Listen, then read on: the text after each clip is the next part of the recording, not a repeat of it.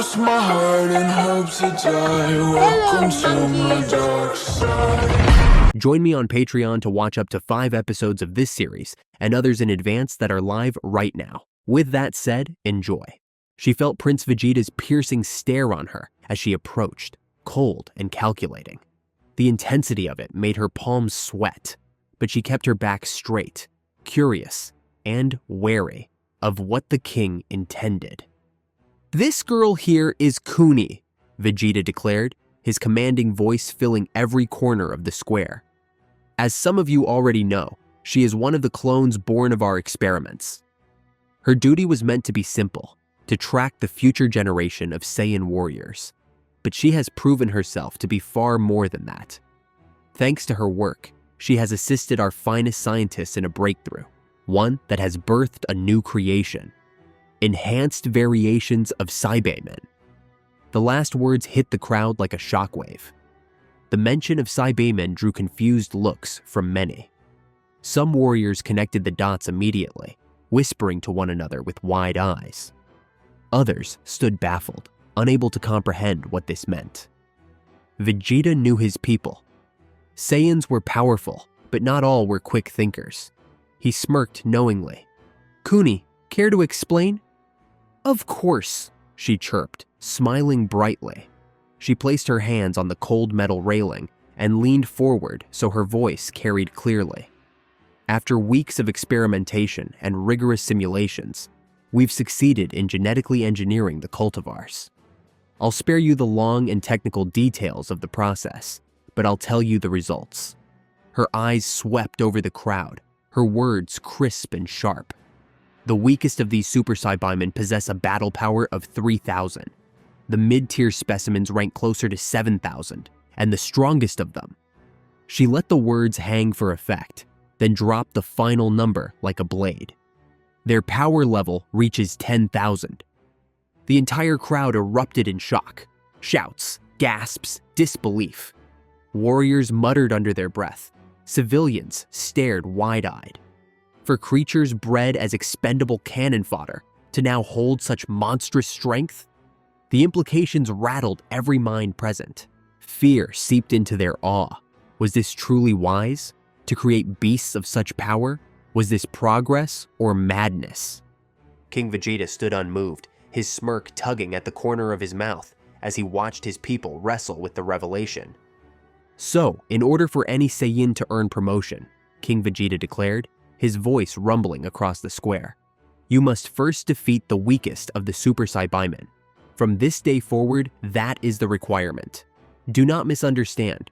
Weaklings cannot simply march forward and demand such a chance. You must already possess the strength needed to prevail against these beasts. Remember, they are vile creations. From this point on, only the promoted will have the right to command them in battle. Low-level soldiers will remain with their current units. Are we of an understanding?" The crowd answered in unison, a roar echoing back at him. "Yes, sir!" Kuni stepped back from the railing, her chest rising as she drew a steadying breath. "Wasn't expecting that," she muttered under her breath. Prince Vegeta glanced at her sharply, his voice laced with disdain. "Don't let my father's acknowledgement of you cloud your judgment. You are still beneath us." Kuni snickered low, tilting her head slightly. "Whatever helps you sleep at night." She lowered her gaze just enough in mocking respect. "Prince." The young royal's nose twitched, his face twisting into a scowl. With the king's words final, the crowd began to disperse, their voices spilling into fresh speculation as the plaza slowly emptied. Bardock and his family turned to head home, the thought of a rare meal together heavy on their minds. Toma caught up from behind, nudging Bardock's shoulder with a grin. "I say this is the perfect opportunity for us, Bardock. We should walk right in and request the promotion we've earned." Bardock drew in a slow breath, ready to speak. But Jean's voice cut in first. "Didn't you listen to what he said?" she shot back. "The weakest of those things has a power level of 3,000. 3,000. You're strong, Toma, but not that strong yet." "She's right," Bardock said, nodding. His voice carried no hesitation. Toma rubbed his chin, frowning in thought. His own level neared 2500. Not enough. Not yet. In his mind, he ran through a scenario, a clash with one of the new Saibamen. He could see it clear, the ferocity, the raw power, and the image ended with him broken on the ground. He let out a slow sigh. Yes, that's true, he admitted at last. Then a sly smile crept over his lips. But I believe I know the perfect assignment to prepare us. Bardock arched a brow. Sounds interesting. Let me know when. Be up tonight, Toma answered, his smirk widening. We leave before morning. Bardock never pictured himself enjoying something as simple as dinner with his family. Yet here they sat, himself, Geen, Raditz, and now little Kakarot, sharing a meal around the same table. The thought struck him harder than any battle had. He'd be lying if he said it wasn't pleasant. Kakarot was the first to finish, his bowl cleaned spotless, his appetite nearly bottomless despite his small frame. Setting it down with a proud smack, he looked up at his father with wide eyes. Are you gonna fight those things? The table stilled. All eyes turned toward him. The Saibamen. That's what he meant. Bardock's scarred face softened. Soon, he answered carefully, but not too soon. Why? I want to fight him, Kakarot shouted. Raditz fell back from the table, roaring with laughter. He clutched his sides, tears springing to his eyes. Ha ha ha ha, Kakarot, you almost died the other day fighting a bear, and now you think you can take on those things? Don't make me laugh. Pipe down, Raditz, Bardock snapped, giving his eldest a hard look. He turned back to his youngest, his voice firm but not unkind. One day, you'll grow strong enough. But you must learn patience. If you rush into battles you're not ready for, you won't just lose. You'll be crippled or dead. Raditz smirked, leaning across the table. With a playful jab, he pinched his father's cheek, right on the scar. That's how he got this, Kakarot.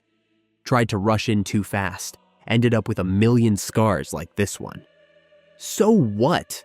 Kakarot argued. It looks strong. His eyes shone with admiration. To him, the scar wasn't a wound. It was a badge of honor, a mark of a true warrior. Jean chuckled warmly, rising with her empty plate. Kakarot's right. It makes you look cute. Bardock's face went red. He did not say that. Still laughing, Geen began gathering the rest of the dishes. Well, sorry to cut this short, but I've got to get back to work soon. I'm gonna go hunting while you work, Kakarot blurted, tail swishing with excitement. Seriously? Raditz scoffed. You almost died the first time you tried that, Kakarot. Yes, but he's improved, Jean interjected, her voice calm but firm. He can handle himself out there. Humph. Raditz folded his arms, unconvinced. To him, this was foolish. If Kakarot was just another lower class, no different than their mother, what good would hunting do him? Guinea knew how to fend for herself. She had experience. But Kakarot? He was still raw, reckless, and green. Only an idiot would throw himself into the same danger twice. I better not see you crying when Kakarot ends up dead. Enough of that! Bardock flicked his eldest in the ear, the sharp snap making Raditz wince. Instead of tearing your little brother down, why don't you go support him? Raditz chuckled as he turned toward the door. Nah, I'll find someone else to bother. See you later. That Raditz? Geen sighed, shaking her head. I wonder where he gets that condescending attitude from. Bardock shrugged, unconcerned. Definitely not us. Probably some other rotten branch of the family tree. Family. The word triggered a thought in Jean, a memory, a face. Someone she had met not too long ago, someone impossible to forget. Turles. I'm gonna go, Kakarot shouted, hopping down from his chair. His tail wagged side to side, full of restless energy. Be careful, Jean called after him. Uh-huh, was all the boy shouted before darting out the door and into the sky. Silence settled over the home. With the boys gone, Jean and Bardock were finally alone. She looked at him, and he looked right back. He could always tell when she had something on her mind. He didn't even need her to say it. "What is it?" he asked flatly. "I met someone while you were still off-world." She sat down across from him, her eyes locked on his. "Bardock, he looks just like you." Bardock's brow furrowed. "Just like me? How? My face? My hair? What exactly are you saying?" "I'm saying it's almost identical. Same hair, nearly the same face. He's a little slimmer, darker than you, but I'd swear he's related." "You don't think he could just be some bastard son of mine?" Bardock smirked, amused at his own bluntness. Jean reached across the counter and punched his shoulder, earning a low laugh from him. "I'm serious, Bardock. I've known you for years. You never looked at anyone else but me. I know he's not your child." Her eyes narrowed. "His name's Turles. Does that ring a bell?" Bardock leaned back in his seat, gaze drifting downward as he rubbed his chin. He'd crossed paths with thousands of Saiyans over the years. Names came and went, faces blurred. Unless they'd mattered, unless they'd proven themselves on the battlefield, he rarely remembered them. Jean studied his face as he thought, waiting for recognition to flicker across his eyes. She leaned in closer, almost certain he was pulling the memory out from some dusty corner of his mind. At last, Bardock looked up. "Nope." "What?" "That name doesn't mean anything to me." Her eyes narrowed in frustration. "Do you have any brothers or sisters at all?" Bardock shrugged, casual as ever. "Knowing how people breed, it's possible.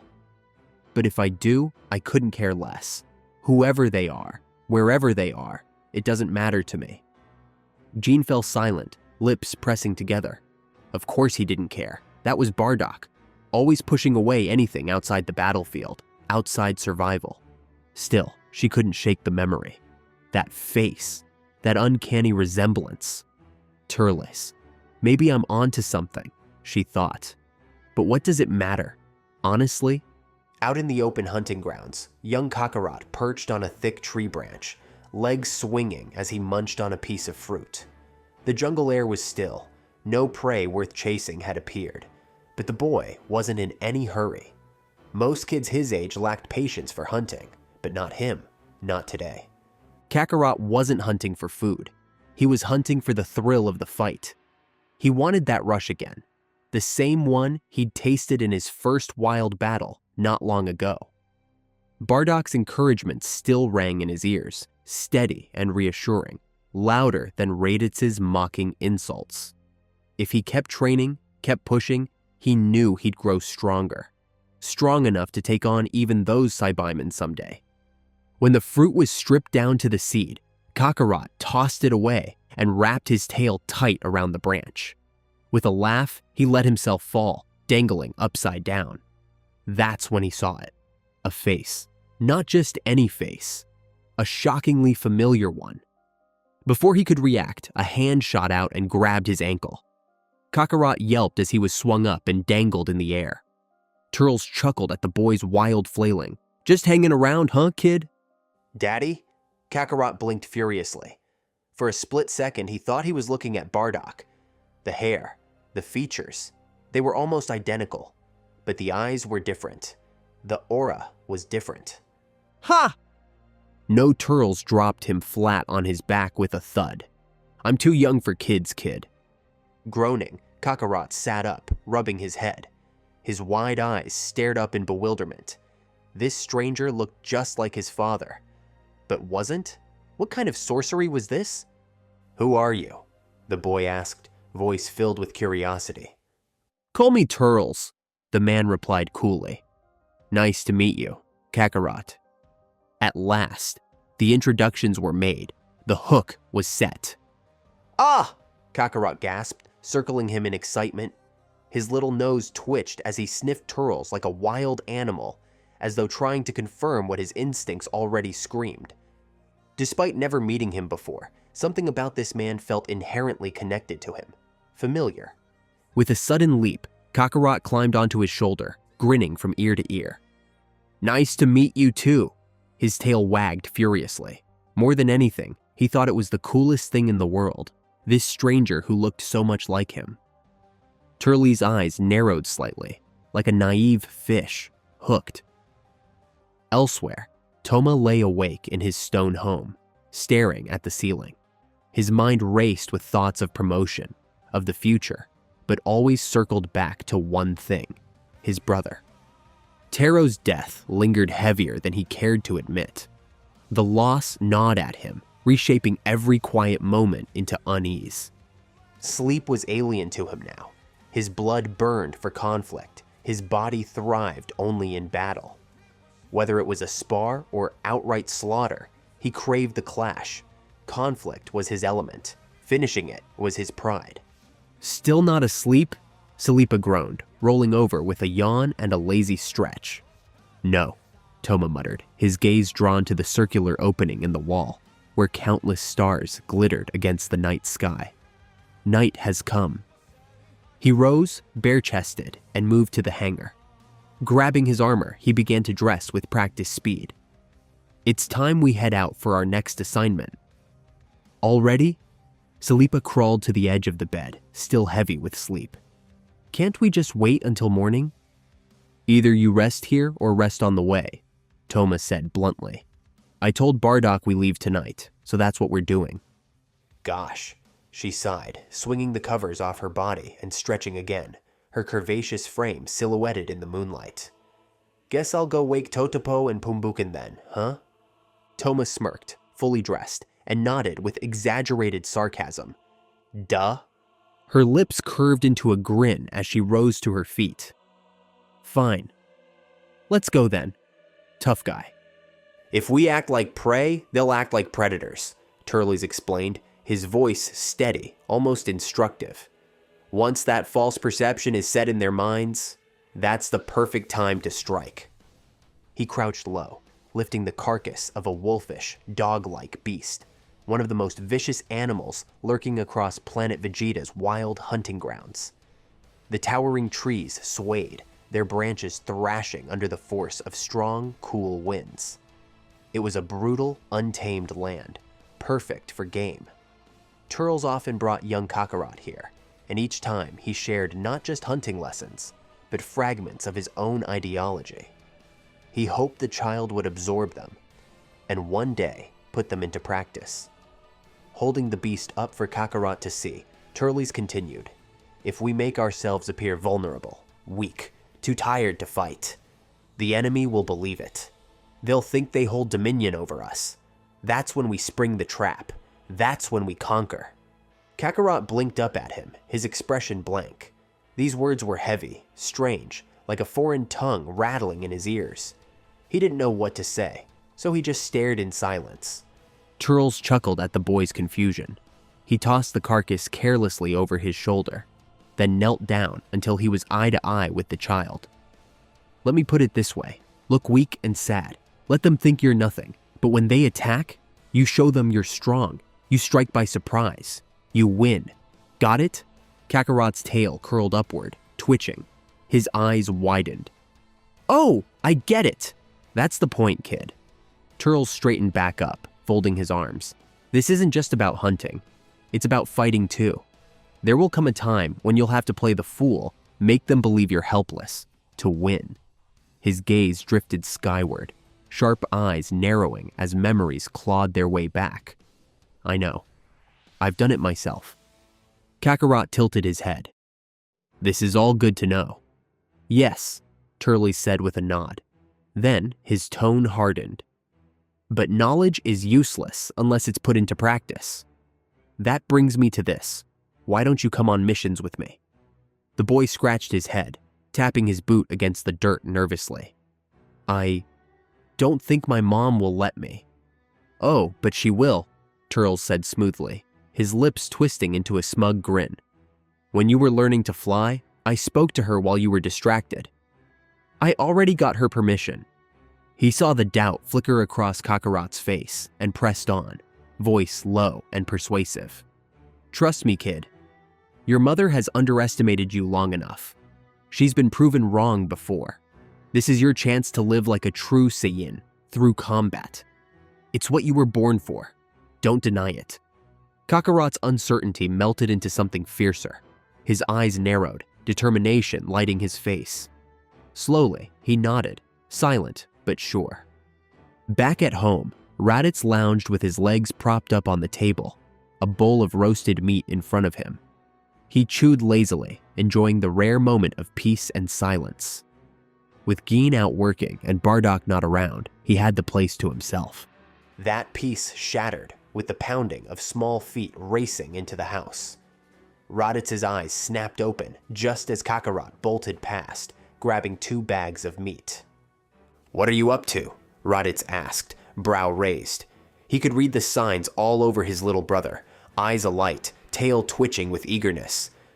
Kakarot was up to something. Making a special delivery? "I'm going on a mission," Kakarot announced proudly. Raditz slammed his chair back upright, nearly spilling his food. "Mission? You're not a certified combatant? You can't just run out on assignments?" "Tell Mom I'm off when she gets back, okay?" Kakarot said quickly, clutching the rations tighter before sprinting for the door. "Idiot, stay here! You have to!" Raditz roared, chasing to the threshold. His voice bellowed after the boy as he shot into the sky. "You're too weak!" The words carried far, echoing in Kakarot's ears as he pierced through the clouds. His small fists clenched, his teeth grit. Raditz's insult burned him, but Bardock's encouragement blazed brighter. "I'm not weak." With a sudden burst of speed, Kakarot flew faster than he had ever flown before.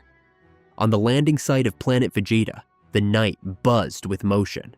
Spacecraft marshals waved glowing signals, directing ships toward their flight lanes, guiding warriors to their stations. Among those waiting to depart was Turles. He sat in the midsection of his 2-seater craft, elbows on his knees, fingers interlocked with his chin resting on the back of his hand. His sharp eyes narrowed as he spoke his thoughts aloud. "I really could start something with this kid." His voice was low, almost conspiratorial.